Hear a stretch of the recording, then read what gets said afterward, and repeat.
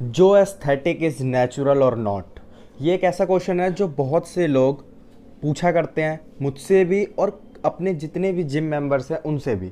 क्योंकि in modern time सबसे ज़्यादा फेमस और सबसे ज़्यादा फेम जो इतनी फास्टली गेन करते हुए आ रहे हैं वो जो एस्थेटिक्स हैं, सिर्फ़ और सिर्फ इस वजह से क्योंकि उनकी जो चेस्ट की रिपलिंग एक्टिविटी है, जिसकी वजह से उन्हें फेम बहुत जल्दी और बहुत ज़्यादा मिला। क्योंकि ये one of the billions genetics में से एक चीज़ होती है जो किसी भी एक पर्सन को वन इन द बिलियन मिलती है, जिसकी वजह से वो अपने किसी भी मसल ग्रुप के फाइबर्स को बहुत ही अच्छे तरीके से कंट्रोल करके मैनिपुलेट करके मूव कर सकते हैं जब वो फ्लेक्स किया करते हैं, जिसकी वजह से उन्हें बहुत ज़्यादा टेंशन मिली। बट आज का ये टॉपिक हमारा नहीं है कि उनकी जो ये क्वालिटी है जो उन्हें जेनेटिक्स में मिली है ये नेचुरल है या नहीं। हमारा आज का टॉपिक है कि क्या वो पूरे नेचुरल हैं या नहीं। सबसे पहले बात शुरू होती है जब वो यंग एज में स्टार्टिंग करी थी उन्होंने अपनी बॉडी बिल्डिंग करियर की। तो जब वो 17 ईयर्स के थे तो वो खुद ही ट्रेन किया करते थे और बाउंसर की जॉब भी किया करते थे। जब वो बाउंसर की जॉब करते थे तो उस टाइम पे उनके जो आसपास लोग थे व्हेन ही वाज इन 17-18, तो जितने और अदर्स बाउंसर्स थे वो सब उनसे एज में बड़े थे, ज़्यादा बिल्ट थे, ज़्यादा स्ट्रॉन्ग थे, ज़्यादा रिप्ड थे, जिसकी वजह से उन्हें भी यह टेंशन मिलनी शुरू हुई। वो भी चाहते थे कि वो और ज़्यादा साइज़ गेन कर सके, क्योंकि इन टीनेज सभी ये चाहते हैं कि जितना ज़्यादा से ज़्यादा साइज़ गेन कर सकते हैं गेन करें, जितना जल्दी हो सके उतनी जल्दी। एब्स, रिप्डनेस, मतलब everyone wants to be big and shredded. तो यही गलती उन्होंने भी की जब वो अपने एक फ्रेंड के पास गए जो थोड़ा सा उनसे सीनियर था, जिनके पास नॉलेज नहीं थी लेकिन वो थोड़ा सीनियर था।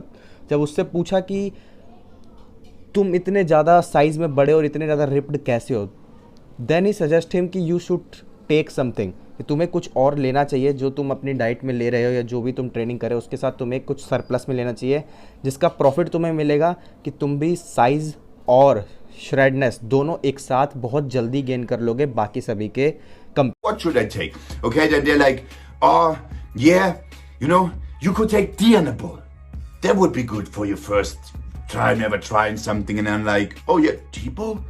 Ah, that's tablets, right? Okay, tablets. Comparison में यही उनकी सबसे बड़ी गलती थी। But he was young, he was very raw in this field, तो उन्हें ज़्यादा नॉलेज नहीं थी, तो उन्होंने उनकी बात मान ली। क्योंकि जब भी कोई यंगस्टर जिम में जाता है तो वो अपने साथ वाले जो उनसे साइज़ में बड़े हैं उन्हीं की बात मानता है। तो यही चीज़ उन्होंने अपनी जस्ट जो वीडियो अपलोड करी उसमें एडमिट करी कि ही इज़ नॉट नेचुरल, उस टाइम पे भी नहीं और इस टाइम पे भी नहीं, जिसकी वजह से उन्हें बहुत ज़्यादा परेशानी हुई।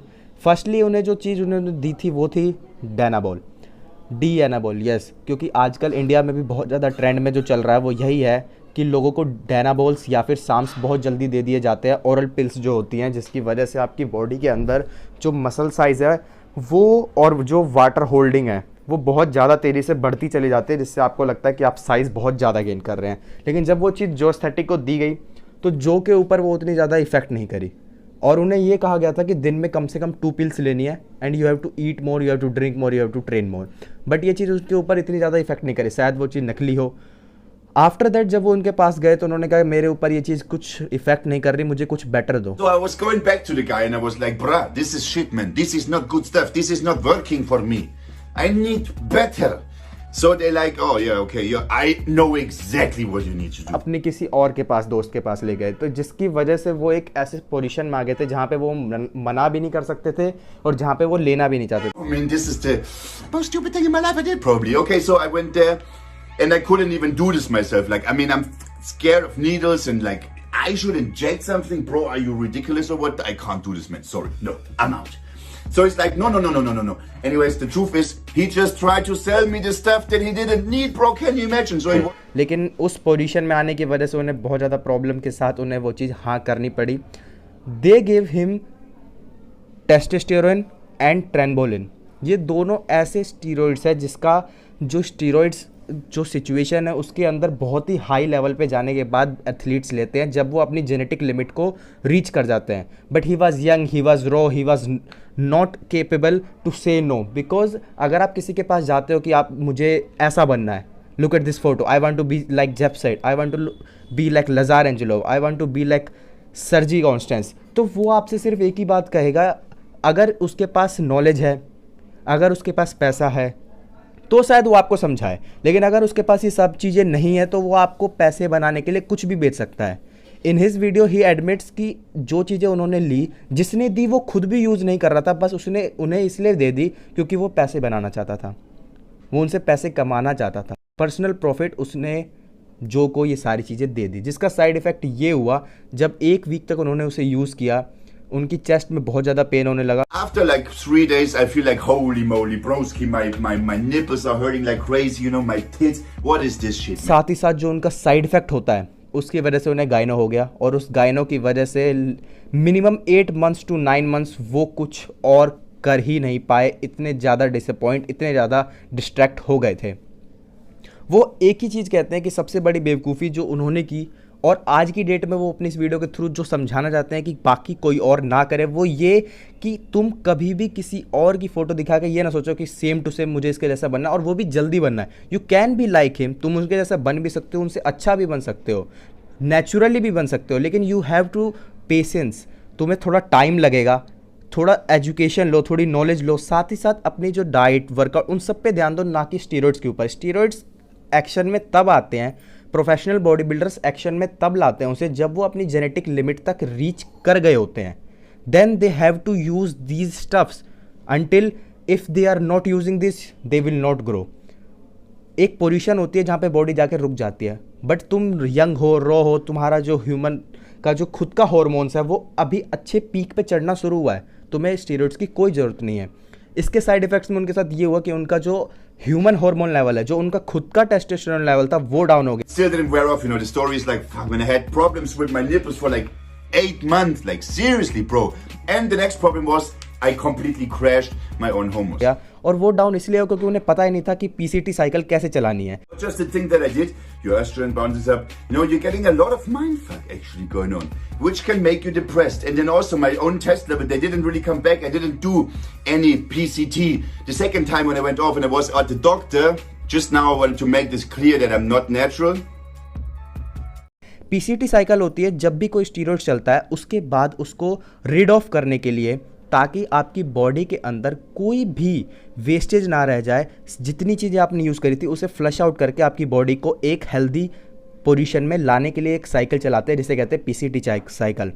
उस साइकिल के बारे में उन्हें ना पता था, ना उन्होंने यूज़ की, ना उनके पास किसी डॉक्टर का प्रिस्क्रिप्शन था, ना वो अपनी फैमिली को बताते थे, क्योंकि ये चीज़ें कोई नहीं बताता कि दे वर यूजिंग ड्रग्स और दे वर यूजिंग स्टीरॉइड्स और ह्यूमन ग्रोथ हार्मोन्स और PEDs like performing enhancing drugs, these और थिंग्स कोई भी किसी को नहीं बताता, क्योंकि इन सारी चीज़ों से सबको एक ऐसा बुरा लगता है, क्योंकि कोई भी फिर ये पसंद नहीं करना चाहता। अगर आपको पता चले कि आपके साथ वाला जिसकी अच्छी बॉडी है, जिसको आप एडमायर करते हैं, वो नेचुरल नहीं है, then you will feel guilty, आपको इतना अच्छा महसूस नहीं होगा, जिसकी वजह से कोई और ये बात बताता नहीं। ही एडमिट्स, उन्होंने ये चीज़ स्वीकार करी, उन्होंने ये चीज़ मानी कि वो नेचुरल नहीं थे, लेकिन वो एक गलती थी उनकी, जिसे वो एडमिट करते हैं कि कोई और वो गलती ना रिपीट करे, ताकि किसी और को वो चीज़ें फेस ना करनी पड़े जो चीज़ें उन्हें फेस करनी पड़े। You need to do this properly, and I just want to make this video because I know in fact someone of you guys is out there in the gym showing you best made my pictures and is like,